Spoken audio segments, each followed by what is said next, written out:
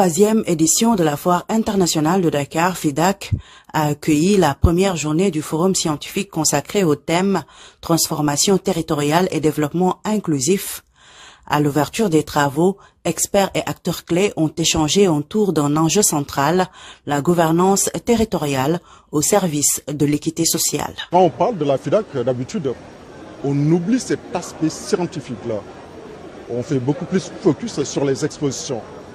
Mais c'est bien qu'ils retiennent en marge des expositions du folklore. On réunit des scientifiques pour échanger autour des questions de l'heure. La question de l'heure, au moment où on parle de pôle territoire, il est bien qu'on se penche sur ces questions.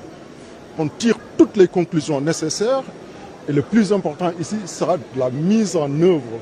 Il s'agit de réflexions stratégiques et scientifiques pour renforcer la synergie entre les politiques publiques, les initiatives territoriales et les dynamiques entrepreneuriales en vue de la mise en œuvre effective de la vision Sénégal 2050. Aujourd'hui, on est dans le cadre de la mise en œuvre de l'agenda national de transformation et le volet développement territorial est un pan extrêmement important de cet agenda de transformation-là. Le fait de territorialiser les politiques publiques et de faire en sorte que Dakar et Thiès ne caporalisent pas plus de 80% de l'économie est un élément très important et c'est ça qui va aussi constituer les éléments de discussion tout à l'heure avec les différents acteurs qui sont présents ici. Donc naturellement, nous en tant que bureau opérationnel de coordination de suivi des projets, programmes, réformes prioritaires de l'État, c'est un sujet qui nous intéresse particulièrement parce qu'on appuie l'autorité dans sa prise de décision et dans le suivi de la mise en œuvre justement de cette politique définie par les plus hautes autorités.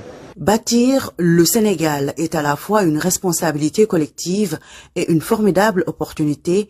Cela exige de reconnaître et de valoriser le potentiel de chaque territoire afin de garantir à chaque citoyen, où qu'il se trouve, un égal accès à la prospérité, à la dignité et à l'émancipation. Vous savez, la société civile a cet avantage d'être très proche des populations et sur l'ensemble des territoires. Et je pense que ces expériences sont importantes à partager pour effectivement éclairer davantage les politiques publiques. Donc ce qui se fait sur différents secteurs, sur différentes thématiques de développement et au niveau local, le plus éloigné des centres de décision, ça la société civile est très présente à ce niveau et c'est important effectivement de capitaliser sur ce travail qui est fait par les acteurs de la société civile pour améliorer donc les politiques publiques et les décisions publiques. Le panel du jour consacré à la gouvernance territoriale et équité sociale a réuni d'éminentes personnalités publiques et scientifiques. L'objectif faire de ce rendez-vous d'affaires un véritable espace d'échange et de réflexion autour de l'intérêt commun.